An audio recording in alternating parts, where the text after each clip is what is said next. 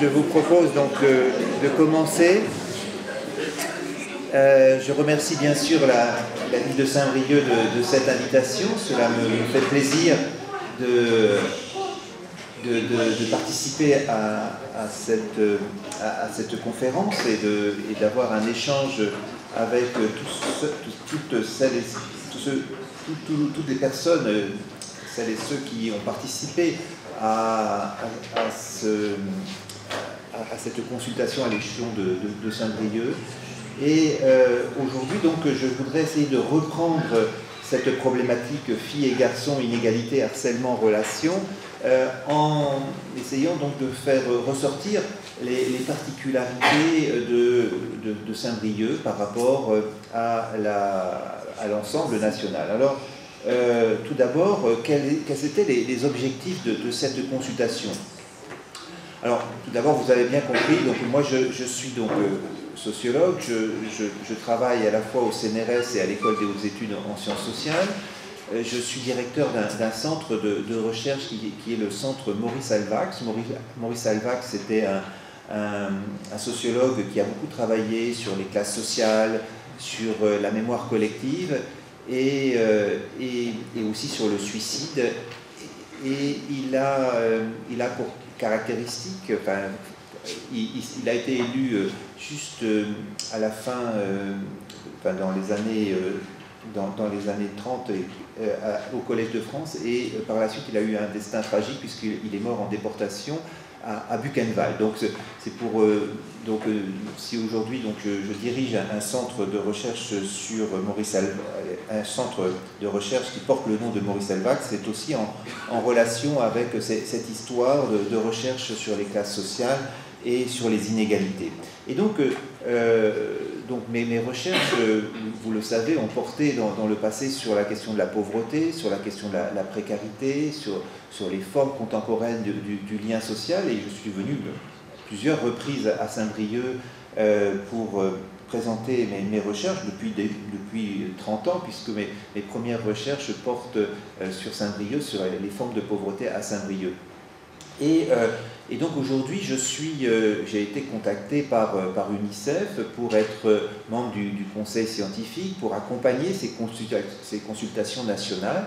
Elles se réalisent tous les 2 ans, ça a été dit, et donc il y en a eu 4, et donc j'ai rédigé les rapports et fait les exploitations statistiques de ces 4 consultations. Et donc c'est la raison pour laquelle donc, je participe à certains débats autour de ces consultations, et c'est la raison qui m'amène aujourd'hui ici, mais vous comprendrez bien que ce n'est qu'un aspect de mes recherches et que je ne suis pas un représentant de l'UNICEF. Alors, l'objectif de cette consultation, quel est-il? C'est de mieux comprendre ce que les enfants et les adolescents ont à nous dire dans la vie de tous les jours. Et donc, bien sûr, c'est sur ce qu'ils vivent dans leur famille, dans leur ville, dans leur quartier, à l'école, dans les clubs où ils exercent des activités, dans les différentes sphères publiques où ils peuvent s'exprimer. Et on leur a demandé donc de remplir un fascicule, comme un livret comme celui-là, où il y a effectivement plusieurs questions où ils doivent exprimer ce qu'ils vivent au quotidien dans ces différentes dimensions. Alors, l'intérêt de cette démarche, c'est une consultation nationale. Et donc, ce livret est passé dans les écoles, dans les centres de loisirs, un peu partout donc en France. Et l'objectif, c'est bien sûr de combler un vide en matière de connaissances. En réalité, quand vous regardez les connaissances que nous avons sur les enfants, elles sont assez pauvres parce que les enquêtes nationales sont réalisées auprès d'adultes. L'INSEE, l'INED, les grands instituts de la statistique publique réalisent avant tout des enquêtes auprès des adultes. Donc nous avons des informations qui ne correspondent pas à la réalité. Nous n'avons pas d'informations vraiment très précises sur les enfants. Et l'objectif, c'est donc de bien combler donc ce vide à travers une consultation de ce type, et c'est tout à fait intéressant parce que maintenant les pouvoirs publics voient que l'UNICEF a été à l'origine d'une consultation, de ce type de consultation, et on essaye de plus en plus maintenant de mener des enquêtes dans les grands instituts directement auprès des enfants avec une méthodologie particulière. Et bien entendu, pour l'UNICEF, c'est aussi de renforcer la participation citoyenne des enfants et des adolescents, bien entendu. Et en cela, l'UNICEF essaye de se conformer à la Convention internationale des droits de l'enfant. Ça a été précisé, nous sommes dans le 30e anniversaire cette année de cette Convention internationale des droits de l'enfant. Et les enfants et les adolescents donc, ont un droit, c'est mentionné, à être écoutés et entendus. Il est du devoir donc, des adultes et des institutions de mettre ce droit en pratique en leur donnant la parole. Et donc ça, c'est vraiment quelque chose de très très important, et c'est ce qui fait aussi que j'ai été séduit par cette démarche et que j'ai volontiers accepté d'accompagner cette démarche en tant que chercheur au CNRS et à l'École des hautes études en sciences sociales. Alors c'est un défi méthodologique en même temps, parce qu'il ne s'agit pas d'une enquête classique réalisée auprès d'un échantillon tiré de façon aléatoire sur la base sur une base de sondage représentative. Quand on fait des enquêtes, quand l'INSEE fait des enquêtes, il tire un échantillon qui est représentatif de la société française. Et donc, on n'a pas forcément besoin d'atteindre des échantillons de très très grande taille. Il suffit parfois d'avoir quelques milliers de personnes et on arrive à avoir des estimations qui valent pour l'ensemble de la société française. Alors là, on est dans une démarche différente. C'est une consultation citoyenne avant tout, qui recherche néanmoins, bien sûr, la plus grande significativité statistique possible en diversifiant au maximum les lieux de la consultation et en contrôlant de façon précise les conditions de sa réalisation. Donc vous voyez bien que c'est une démarche qui n'est pas tout à fait une démarche d'enquête classique. Et c'est aussi la difficulté, c'est qu'on ne peut pas véritablement mesurer d'une consultation à l'autre ce qui change, parce qu'on n'est jamais certain que les personnes qui vont répondre à chaque consultation seront exactement les mêmes. Si on avait un échantillon représentatif, on pourrait comparer dans le temps. Mais là, dans certains cas, la consultation, elle va avoir beaucoup de succès parce qu'elle va être remplie partout dans toutes les régions, mais parfois, ce n'est pas tout à fait le cas et on ne sait pas exactement les résultats de cette consultation à l'avance en la lançant. Mais cela dit, on a une participation très importante. Elle a été déployée sur le territoire français dans plus de 132 villes et intercommunalités, donc dans des écoles, dans des collèges, dans des lycées, dans des centres sociaux, dans des conseils locaux de jeunes et des centres de loisirs. Et on a aussi une plateforme Internet qui a été mise en place et qui a permis de regrouper plus de 5000 réponses. Au total, 26 458 enfants ou adolescents ont participé à cette consultation et nous en avons 263 à Saint-Brieuc. En réalité, il y en avait plus que ça, mais on n'a pas pu tenir compte de tous les livrets parce que certains n'avaient pas été totalement bien remplis. Alors, les grands thèmes de la consultation, c'est si vous avez vu le livret, c'est « J'ai des droits », donc on va interroger l'enfant sur ses droits, sur la perception de ses droits, sur la vie de tous les jours, sur son éducation, sur ses loisirs, sur sa santé. Donc on va avoir un panorama global de la vie de ces enfants. Alors, qui a participé à cette consultation? Alors ce qu'on voit au niveau national, ce qui se vérifie aussi à l'échelon de Saint-Brieuc, c'est que les filles participent davantage que les garçons. Alors ça, c'est, on peut expliquer que les filles ont souvent un rapport à l'école plus engagé que les garçons. Ça, les filles s'appliquent davantage et elles sont davantage motivés certainement que les enfants à s'astreindre à cet exercice de remplir ces livrets, parce que ça prend quand même du temps. Il y a, au total, il y a près de 300 questions, donc il faut quand même avoir du temps pour remplir tout ça. Et à Saint-Brieuc, c'est exactement le cas. Alors à Saint-Brieuc, vous voyez que la consultation a été passée d'abord en priorité très majoritairement auprès des 6 à 11 ans, 70%. Donc il faut bien avoir ça en tête quand vous allez voir les résultats. Et puis, alors c'est tout à fait intéressant, on a aussi la situation familiale. On voit effectivement que selon les situations familiales, c'est les enfants qui la renseignent. Je vis avec mon père et ma mère, je vis avec l'un de mes parents seulement, je vis dans une famille recomposée, je vis avec d'autres membres de ma famille, je vis dans un foyer ou une famille d'accueil. Alors, bien sûr, majoritairement, ce sont les enfants qui répondent vivent avec leur père et leur mère, mais vous avez aussi donc des personnes qui vivent avec l'un de leurs parents seulement, donc ce qu'on appelle des familles monoparentales.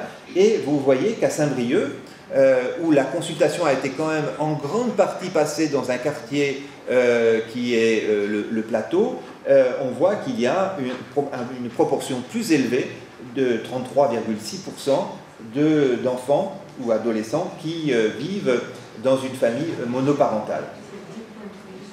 Alors, ce qu'on voit aussi, c'est que on peut demander aux parents, demander aux enfants quelle est la situation des parents, du père et de la mère, est-ce qu'ils sont au chômage, et donc j'ai créé cet indicateur, 0 parent au chômage, 1 parent au chômage ou 2 parents au chômage. Au niveau national, donc on a à peu près 80% donc, qui n'ont pas d'enfants dont les parents ne sont pas au chômage, mais on a quand même, à l'échelon national, on a quand même 20% des enfants qui vivent dans un ménage où l'un ou l'autre ou les deux parents sont concernés par cette privation d'emploi, cette expérience du chômage. Et donc à Saint-Brieuc, c'est un petit peu plus, mais c'est un effet aussi du fait qu'on a fait l'enquête prioritairement dans un quartier qui est un quartier populaire de Saint-Brieuc, majoritairement. Alors, quelques mots sur la thématique 2018. Tous les ans, à chaque consultation, avec l'équipe du ministère qui participe à la constitution de ce livret, on essaie de voir quelles seront les thématiques sur lesquelles on va travailler. Alors, on prépare ça, donc on a donc pour la dernière consultation davantage développé des questions sur justement les inégalités entre filles et garçons, les questions de harcèlement, les questions de relations entre filles et garçons. Mais cela dit, il n'y a pas que ça dans la consultation. On peut faire beaucoup d'exploitation dans d'autres domaines que cela. Il y a la consultation précédente que j'étais venu il y a 2 ans présenter portait davantage sur les quartiers, les différences entre les quartiers de résidence. On avait véritablement fait des analyses très, très intéressantes entre les enfants qui vivent dans des quartiers prioritaires de la ville, des enfants qui vivent en périphérie ou dans les centres-villes, et on avait à l'échelon national des différences vraiment très, très importantes. Alors pourquoi cette problématique cette année d'étudier tout particulièrement les inégalités entre filles et garçons? Vous savez que la question du genre est devenue en France et aussi dans beaucoup d'autres pays une question importante. On débat de plus en plus des inégalités hommes-femmes, femmes-hommes, par ordre alphabétique d'ailleurs, on dira plutôt inégalité femmes-hommes, et que c'est aujourd'hui mis sur agenda politique, c'est-à-dire qu'on essaie de mettre en place des politiques publiques qui visent à renforcer cette égalité. Cette égalité qui est démentie dans les faits, parce qu'on sait que les inégalités entre les femmes et les hommes sur le marché du travail sont considérables. On parle, vous savez, de plafonds de verre ou de planchers collants, pour parler de façon métaphorique de ces inégalités. Donc c'est ces femmes qui, sur le marché du travail, ne décollent pas, sont toujours dans des emplois dégradés, à temps partiel, avec des faibles rémunérations, donc, et qui vont faire toute leur carrière dans des conditions comme ça particulièrement difficiles. Donc elles sont collées au plancher, elles ne décolleront jamais dans leur carrière parce que il n'y a pas de prévision qu'elles décollent. Et puis, il y a celles qui ont des possibilités d'ascension dans leur carrière, mais qui, finalement, ne peuvent pas franchir le plafond. Donc, un plafond de verre. Et donc, et parce qu'elles peuvent même s'apercevoir qu'à travers ce plafond de verre, qu'il y a des hommes qui ont des possibilités d'ascension professionnelle beaucoup plus importantes qu'elles. Et donc c'est cette problématique-là, mais qui est aujourd'hui débattue. La question aussi des violences à l'égard des femmes est mise sur agenda politique. Il y a vraiment une préoccupation aujourd'hui autour de ces questions. Et moi, je travaille aussi dans un laboratoire de recherche, dans le centre Maurice Halbwachs, où il y a des chercheurs qui, de plus en plus, travaillent sur la question de ces inégalités femmes-hommes, et qui croisent d'ailleurs ces inégalités de genre avec les inégalités de classe sociale ou des inégalités culturelles liées à l'origine ethnique et aux formes de discrimination raciale. Donc on a aujourd'hui donc une thématique importante autour des inégalités et il nous semblait important justement de voir si ces inégalités qui sont tellement importantes et dont on prend aujourd'hui toute l'importance à travers des enquêtes auprès des adultes, si finalement il n'était pas important de regarder comment elles se constituent dès l'enfance. Donc ces inégalités, est-ce qu'elles se constituent dès l'enfance? Est-ce qu'on peut les remarquer dès l'enfance? Et cela me semble vraiment important parce qu'en matière de politique éducative, il faut effectivement prendre connaissance de ce qui se joue dans les premières années de la vie, et notamment dans le système scolaire, mais pas seulement, aussi dans le quartier de résidence, dans la commune de résidence, dans les relations familiales, extrafamiliales, scolaires, extrascolaires, donc de mieux connaître la constitution de ces inégalités dès le plus jeune âge. Et donc dans la consultation à partir de 6 ans. Alors, avant de rentrer dans la comparaison véritablement entre Saint-Brieuc et l'ensemble des résultats au niveau national, quelques éléments clés qui ressortent de la consultation nationale. Tout d'abord, le lieu de vie, je vous le disais, est un facteur déterminant. Aujourd'hui, vivre dans tel ou tel quartier, c'est un indice déjà d'inégalité très fort. Donc on doit, quand on analyse les inégalités entre les enfants, prendre en compte le lieu où ils vivent. Le lieu de vie est un facteur déterminant. Nous l'avions déjà considérablement démontré il y a 2 ans dans la précédente consultation, mais ça se vérifie à nouveau dans cette consultation. Alors, ce qu'il est important aussi, c'est de souligner que cet effet de genre, il est repérable dès l'enfance. Ça, on voulait le démontrer. Pas facile de le démontrer parce qu'on a dit que les filles participaient davantage à la consultation que les garçons.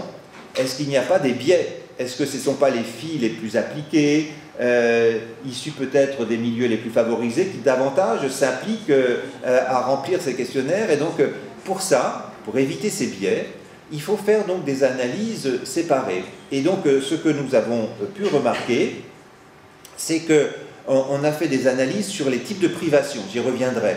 Les privations matérielles, les privations d'accès au savoir, les privations d'accès à la santé, les privations en termes de sociabilité amicale, les privations en termes d'activité extrascolaire. Tous ces types de privations, on les a analysés séparément, donc les filles et les garçons. Et ce que l'on a pu voir, c'est que les filles, quel que soit le type de privation, sont beaucoup plus marquées par les effets sociaux, c'est-à-dire le fait de vivre dans une famille monoparentale, de vivre dans un quartier difficile, de vivre avec des parents au chômage. Donc, en gros, les effets sont beaucoup plus forts en termes négatifs pour les filles que pour les garçons. Donc, on pourrait dire que là, déjà, apparaît une question essentielle, c'est un cumul d'inégalités qui joue en défaveur des filles, en particulier quand elles sont déjà défavorisées par le lieu où elles vivent, par la classe sociale à laquelle elles appartiennent, par le milieu marqué par le chômage ou non. Donc on voit que finalement les filles de ces milieux qui sont touchées déjà par des problèmes d'inégalité sociale vont être beaucoup plus défavorisées que les garçons à situation comparable et toutes choses égales par ailleurs.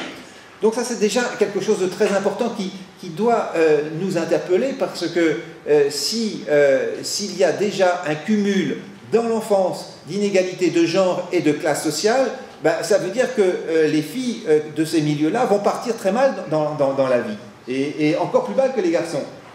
Bien sûr, les garçons de ces milieux défavorisés vont connaître des difficultés, mais les filles de ces milieux encore plus. Donc c'est ça qui me semble vraiment important de le souligner.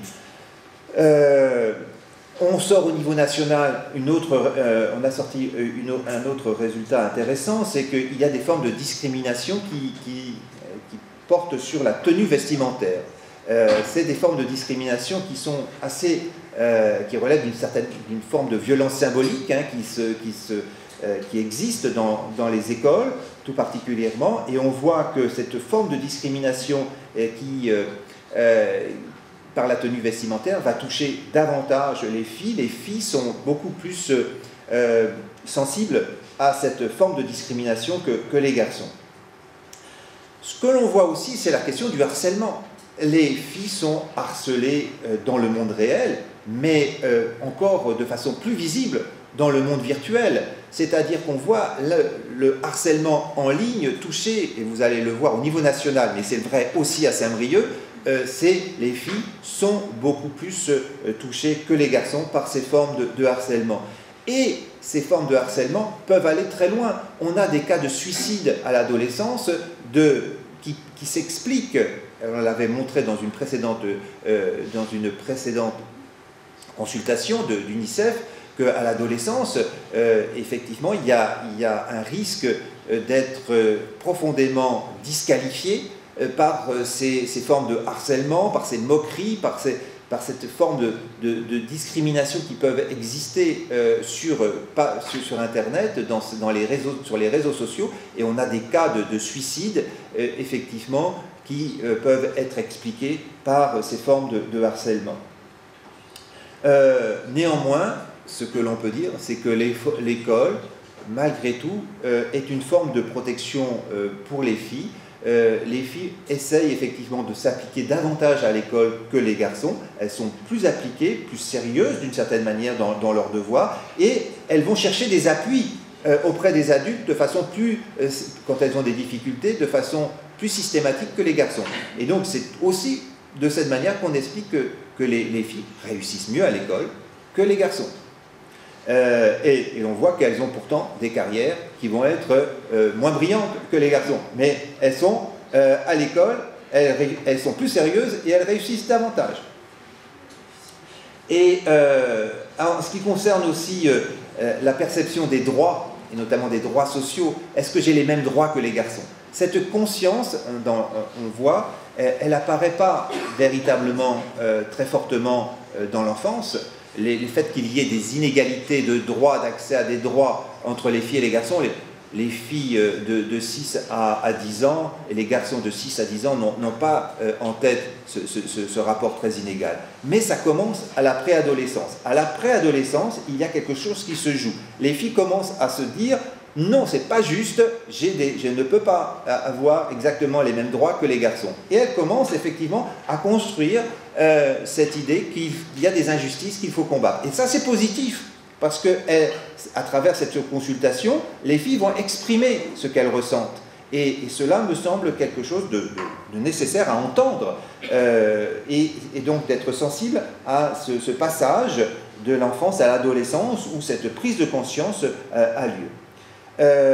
Alors après, on a des questions tout à fait intéressantes au niveau national aussi, sur la cohabitation.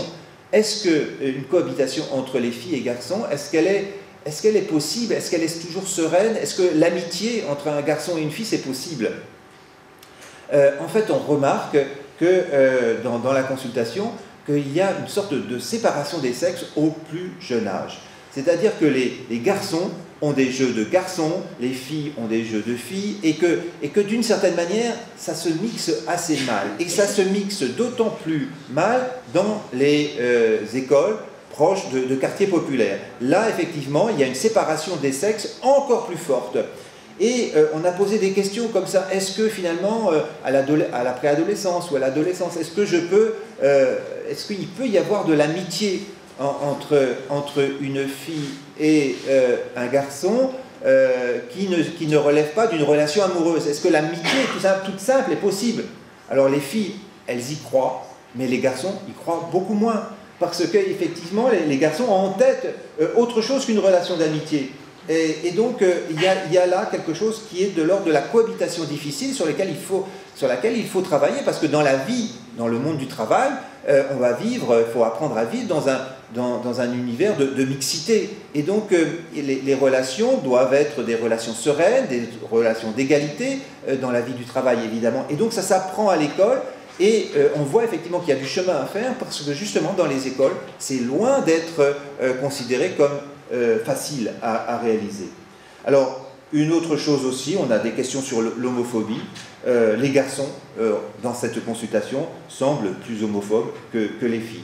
On a des questions vraiment tout à fait intéressantes sur ce point-là. Et donc, il y a des progrès aussi dans l'éducation pour que cette question de l'homophobie ne tourne pas à des formes de discrimination à l'égard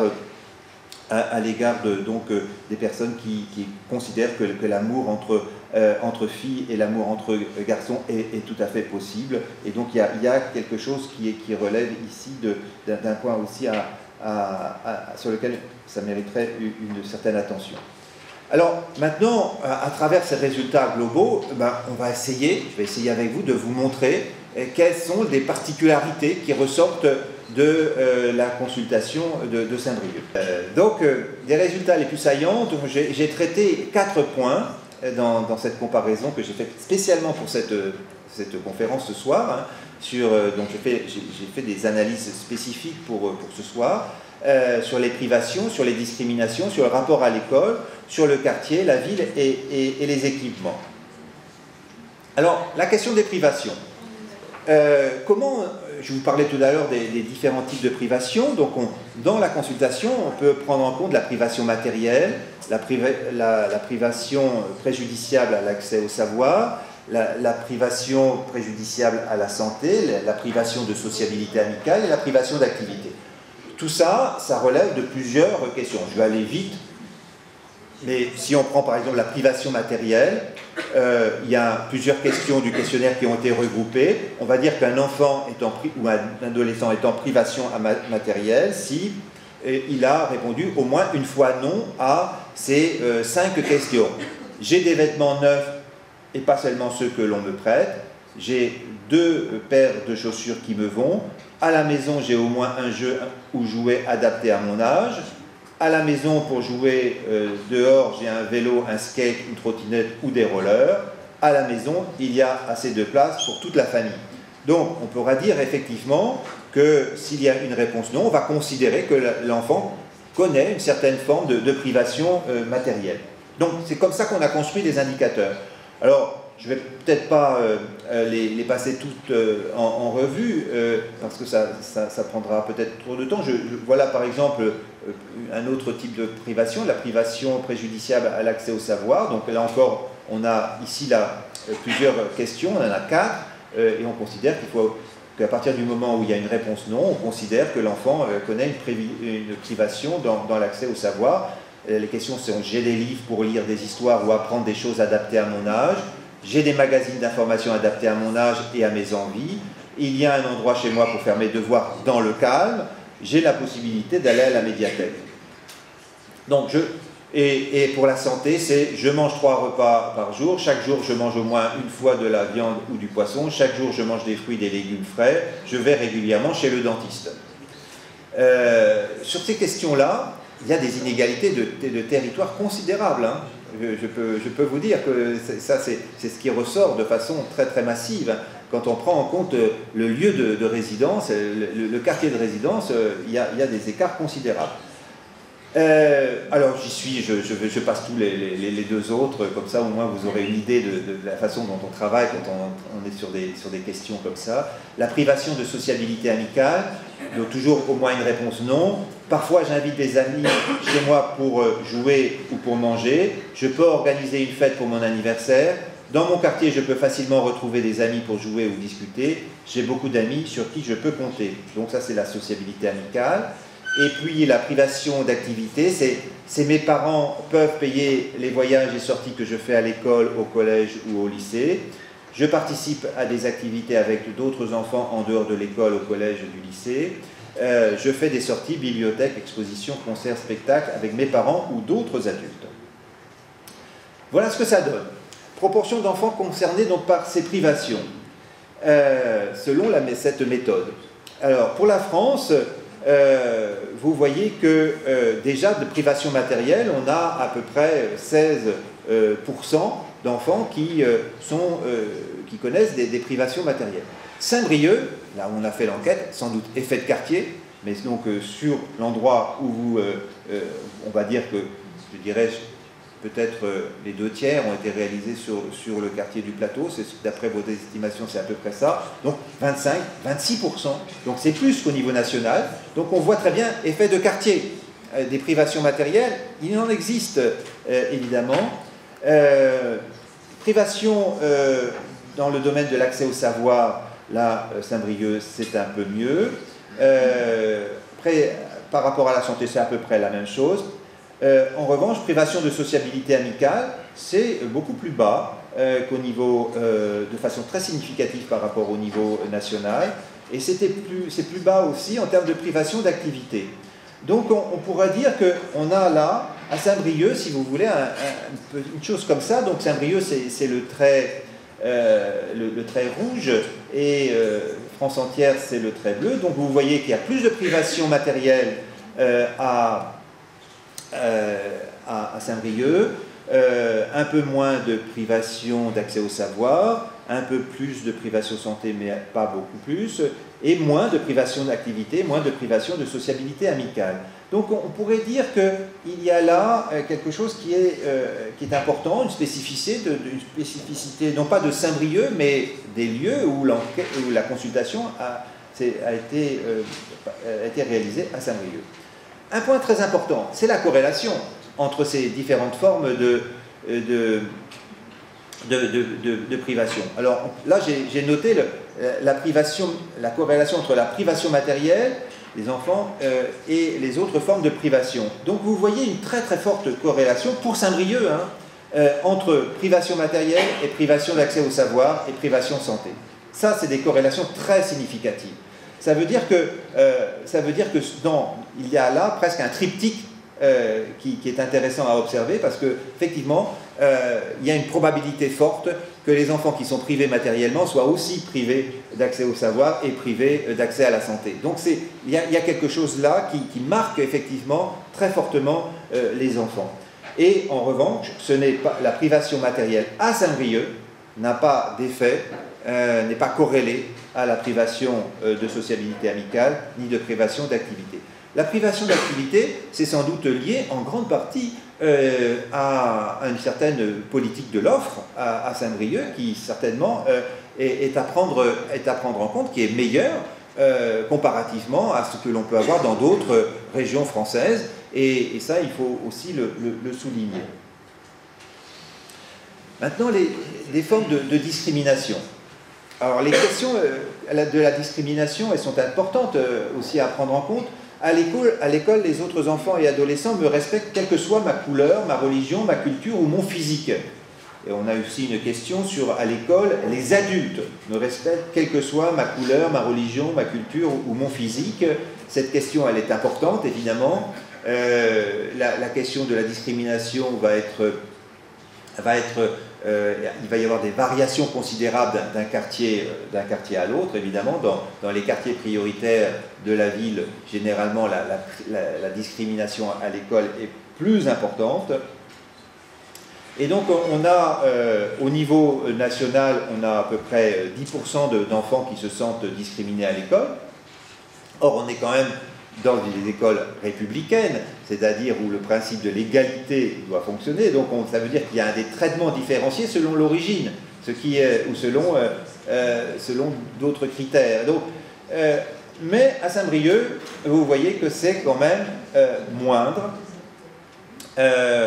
Et cela est vrai donc tout particulièrement donc, pour les filles. Donc il y a moins de discrimination globalement à Saint-Brieuc qu'au niveau national, et selon les âges, on voit aussi une différence. Alors, maintenant, je vous ai parlé de la discrimination par la tenue vestimentaire à l'école. À l'école, les autres enfants et adolescents me respectent quelle que soit ma tenue vestimentaire. À l'école, les adultes me respectent quelle que soit ma tenue vestimentaire. Là, il y a des enjeux terribles autour de la tenue vestimentaire.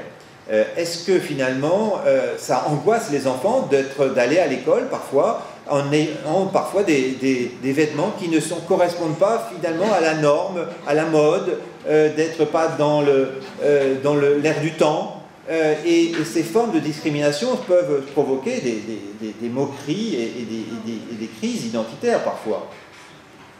Alors, on voit en tout cas qu'au niveau national, c'est fort, hein, on a quand même 14% des enfants qui se sentent discriminés par la tenue vestimentaire à l'école, mais à Saint-Brieuc, apparemment, c'est quand même la moitié moins, donc, et dans un quartier prioritaire de la ville. Mais j'ai fait des exploitations dans des communes plus réduites que Saint-Brieuc, et dans des communes avec aussi plus peut-être globalement plus bourgeoises, avec beaucoup plus de cadres moyens, de classe moyenne et supérieure. Et là, les enfants, le taux pourtant de discrimination était beaucoup plus élevé. Donc la discrimination par la tenue vestimentaire n'est pas une question qui concerne que les quartiers défavorisés. Au contraire, elle est très très présente dans les quartiers, dans les écoles de catégories où on a plutôt des majorités d'enfants de catégorie moyenne ou supérieure. Maintenant, la discrimination par rapport au voisinage. Dans mon quartier, les autres enfants et adolescents me respectent quelle que soit ma couleur, ma religion, ma culture ou mon physique. Et la même chose pour les adultes. Et là encore, vous voyez qu'à Saint-Brieuc, c'est un petit peu moins. Donc, il n'y a pas véritablement de forme de discrimination pas dans le voisinage qui ressortent de façon très très massive. Maintenant, une question importante, vous avez vu qu'au niveau national ça ressort, les questions relatives au harcèlement sur Internet. Sur Internet, je subis souvent des attaques et des moqueries blessantes. Sur Internet, j'ai été victime de harcèlement ou de demandes insistantes. Voilà, c'est deux questions qu'on a dans la consultation. On va considérer qu'il y a du harcèlement sur Internet quand les enfants ou adolescents répondent au moins une fois oui. Et regardez les résultats. Au niveau national, c'est quand même beaucoup, hein, c'est 12% qui subissent donc des formes de harcèlement sur Internet. Et là, vous voyez, c'est vrai à Saint-Brieuc, les filles beaucoup plus que les garçons. Donc on pourrait presque dire, d'une certaine manière, c'est les garçons qui harcèlent les filles sur Internet. Donc c'est quelque chose là qu'il faut prendre en compte et qui doit, me semble-t-il, appeler la vigilance des parents sur les risques et des éducateurs, des directeurs d'école, des instituteurs, institutrices, sur les risques, professeurs, sur les risques de ce type. Et encore une fois, cette forme de harcèlement est corrélée aux tentatives de suicide. Donc très fortement, c'est le facteur qui est le plus prédictif de la tentative de suicide, c'est aujourd'hui, pour les adolescents, le harcèlement sur Internet. Donc vraiment une vigilance très importante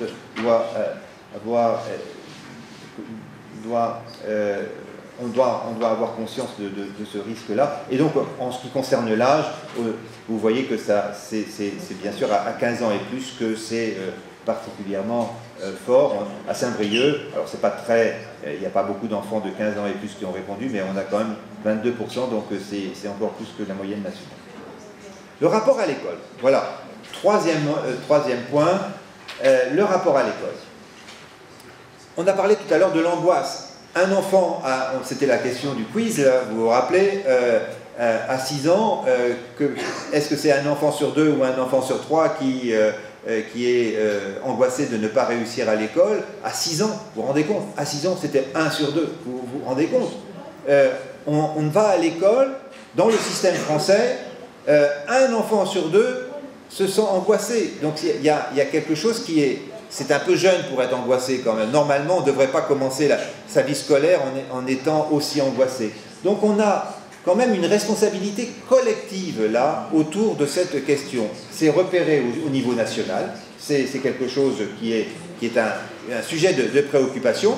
On a des taux d'angoisse scolaire bien plus élevés en France que, que dans les pays voisins. C'est-à-dire qu'on a un système où les parents sont parfaitement responsables, comme aussi les enseignants d'une certaine manière. C'est un système dont on ne sort pas, mais qui passe effectivement par la question des notes, la question du classement entre les élèves, la question de la réussite qui angoisse les enfants. Et on voit que cette angoisse, elle est encore plus forte dans les quartiers populaires, les quartiers prioritaires de la ville. On l'avait démontré auparavant. Donc, cette angoisse scolaire, elle peut être pénalisante, hein, elle peut bien sûr conduire à une perte de confiance en soi, si on a de mauvais résultats, peut-être tellement on est angoissé. Et je vois qu'il y a des écarts considérables d'une culture à l'autre. Quand je vais régulièrement au Brésil, par exemple, je vois des enfants qui ne sont absolument pas angoissés d'aller à l'école. L'école est un lieu où on va faire la fête ensemble, on va apprendre des choses ensemble, où on va insister sur le collectif. On n'est pas du tout dans la compétition comme on peut l'être en France. Moi, je vois ces différences considérables et donc on a parfois un peu de peine de voir des enfants qui ont des problèmes d'estomac en allant à l'école, alors qu'ils sont des petits bouts de chou quand même. C'est pas normal. C'est pas normal. Donc il faudrait quand même. Alors, malgré tout, à Saint-Brieuc, c'est un petit peu moins qu'au niveau national, mais quand même, c'est un sujet de préoccupation, y compris au niveau de Saint-Brieuc. Une question importante, est-ce qu'à l'école on m'aide? Je peux trouver des personnes pour m'aider, des adultes, si j'ai des difficultés pour comprendre ou faire mes devoirs. Là on voit que les filles en France trouvent un petit peu plus de ressources de ce côté-là. Donc globalement on pourra dire, bon, il y a quand même 80% au niveau national qui trouvent des possibilités, mais on pourrait s'inquiéter sur les 20% restants. Comment se fait-il que quand même il y a quand même 20% d'enfants qui, quand ils ont des difficultés, disent qu'ils ne peuvent pas trouver quelqu'un pour les aider? Donc il y a quand même du travail à faire. On devrait avoir des résultats plus élevés que ça.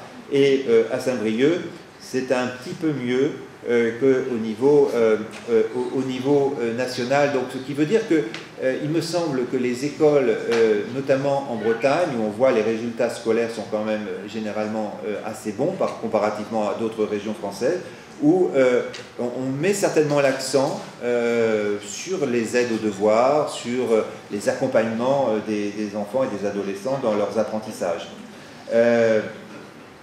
Mais il y a quand même un petit peu une question à Saint-Brieuc qu'on peut se poser. À l'école, y a-t-il un adulte que j'apprécie, à qui je peux confier mes ressentis et raconter mes problèmes? Là, on est dans un autre registre que la réussite scolaire. J'ai des problèmes, j'ai été harcelé, on s'est moqué de moi, j'ai été victime de violences, j'ai des problèmes peut-être même dans ma famille. Est-ce que je peux trouver... ou dans mon quartier, est-ce que je peux trouver quelqu'un à l'école pour m'aider? Ben, regardez que quand même, il n'y a pas plus de... Il y a pratiquement un enfant sur deux qui ne trouve pas ses ressources au niveau de la France tout entière. Et je dirais que les résultats sont encore plus bas à Saint-Brieuc. Donc, on pourrait... Alors, c'est bien sûr pas représentatif, c'est c'est les écoles situées dans les quartiers dont on a... que j'ai indiqué, mais quand même, il y a certainement là une question qui mériterait d'être posée. Est-ce que finalement, dans les écoles en Bretagne, par exemple, ou à Saint-Brieuc, on n'insiste pas prioritairement sur la réussite scolaire et un petit peu moins sur le bien-être des enfants à l'école? Est-ce que ça, c'est pas finalement un peu secondaire? En tout cas, l'idée de pouvoir raconter ce que l'on a éprouvé de difficultés je trouve que c'est quand même des résultats sur lesquels on peut avoir une réflexion. Je me sens en sécurité dans mon établissement scolaire. Il y a 20% des enfants en France qui considèrent que ce n'est pas le cas. À Saint-Brieuc, c'est un tout petit peu meilleur. Et les filles en particulier se sentent plus en sécurité que les garçons dans le système scolaire. En tout cas, l'école semble les protéger. L'institution scolaire semble protéger davantage les filles. En tout cas, les filles le ressentent comme ça. Mes parents participent à la vie de mon école. Au niveau national, il y a à peu près 30% des parents qui ne participent pas, des parents des enfants qui ne participent pas à la vie scolaire. À Saint-Brieuc, on est un petit peu plus bas, mais pas beaucoup, c'est à peu près la même chose. Est-ce que je subis souvent des attaques ou des moqueries blessantes de la part des autres enfants ou adolescents? Là, on voit que à Saint-Brieuc, c'est un petit peu moins qu'au niveau national, mais il y a quand même à peu près, il y a 1 sur 4 enfants qui subit des attaques ou des moqueries blessantes de la part des autres enfants ou adolescents. Je dis quelque chose sur le quartier et puis je vois que les jeunes n'en peuvent plus là-haut. C'est un peu trop trop de tableaux et trop pour eux. Donc je vais essayer d'accélérer un petit peu pour qu'ils puissent participer au débat tout à l'heure et poser, je l'espère, des questions. Le quartier, la ville, les équipements. Dans mon quartier, il y a des endroits pour jouer, faire du sport ou des activités culturelles. À Saint-Brieuc, à peu près les mêmes tendances qu'au niveau national. Il n'y a pas d'endroit pour jouer, pour faire du sport ou des activités culturelles. Donc, il y a encore un petit peu d'efforts à faire, y compris à Saint-Brieuc. Dans ma ville, il n'y a pas d'endroit pour jouer, pour faire du sport ou des activités culturelles. Alors là, quand même, globalement, on est dans des pourcentages plus faibles. Et à Saint-Brieuc, il n'y a que 5% qui le pensent. Je vais vite.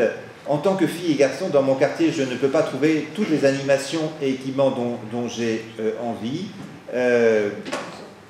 On a 30% au niveau national.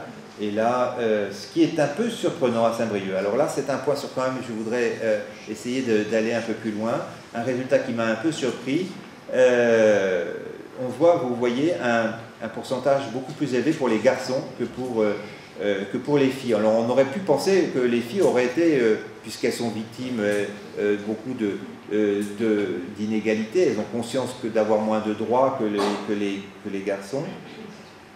Encore que, quand même, on a quand même une consultation qui a porté à Saint-Brieuc beaucoup plus sur les 6 et 11 ans, que c'était quand même 70% qui ont participé, qui ont cette tranche d'âge où on est quand même un peu moins sensible aux questions d'inégalité d'accès à certains droits.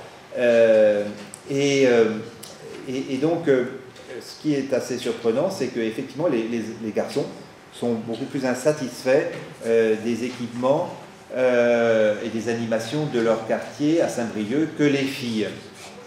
Et on pouvait se poser la question, est-ce que les filles, justement, n'ont pas intériorisé l'idée que finalement, tous ces équipements, c'est pas pour elles? Est-ce que peut-être qu'elles sont plus confinées, elles restent plus confinées que les garçons dans la sphère domestique, et donc elles ne mesurent pas effectivement encore les possibilités qui pourraient leur être offertes de participer davantage à la vie de leur quartier, et en tout cas de profiter de ces animations et équipements. C'est une hypothèse que l'on peut faire.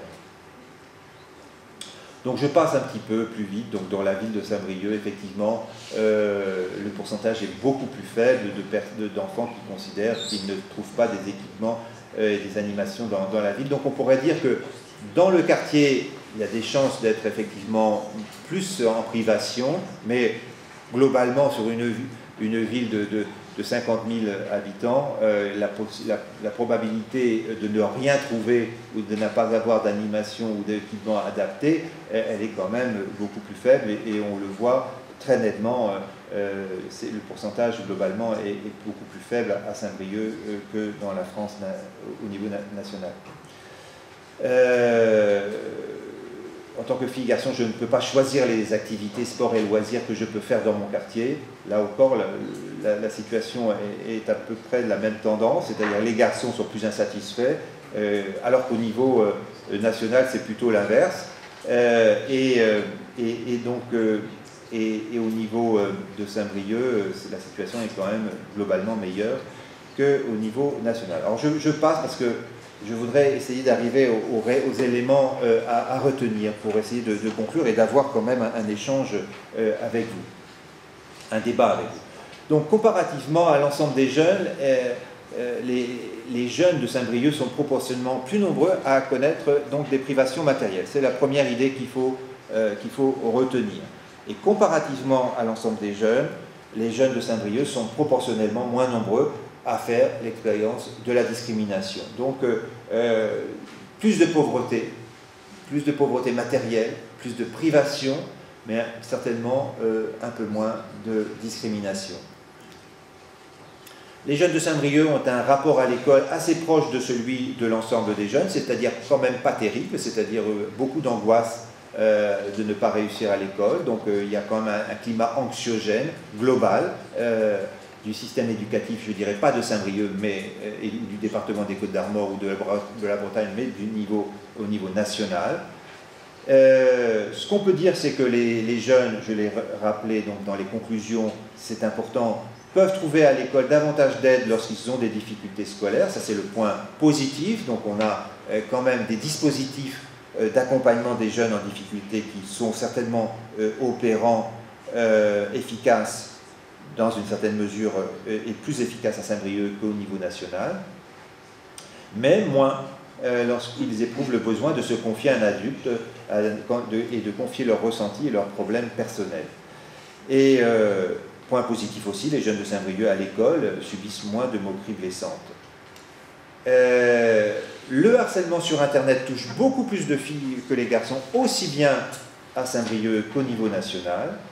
Les jeunes de Saint-Brieuc sont globalement satisfaits des équipements ou des activités à l'échelon de leur quartier ou de la ville, et les garçons sont globalement plus insatisfaits que les filles, ce qui correspond pas du tout à la tendance nationale. Et donc pour la discussion, je la lance. Il existe donc vous l'avez constaté, de fortes disparités et inégalités entre les jeunes selon l'âge, selon le sexe, selon le milieu social. Comment agir donc, c'est là la question, pour favoriser une réduction de ces inégalités à l'échelle de la ville. Comment construire un espace public partagé, apprendre le respect des uns et des autres, des filles et des garçons, à travers la mixité des publics, la mixité des usages, comment on apprend tout cela dès l'école et dans les clubs sportifs ou dans les centres culturels. Le harcèlement sur Internet touche les jeunes de Saint-Brieuc, et ça il me semble être aussi une source d'inquiétude sur laquelle nous pourrions discuter. Merci de votre attention.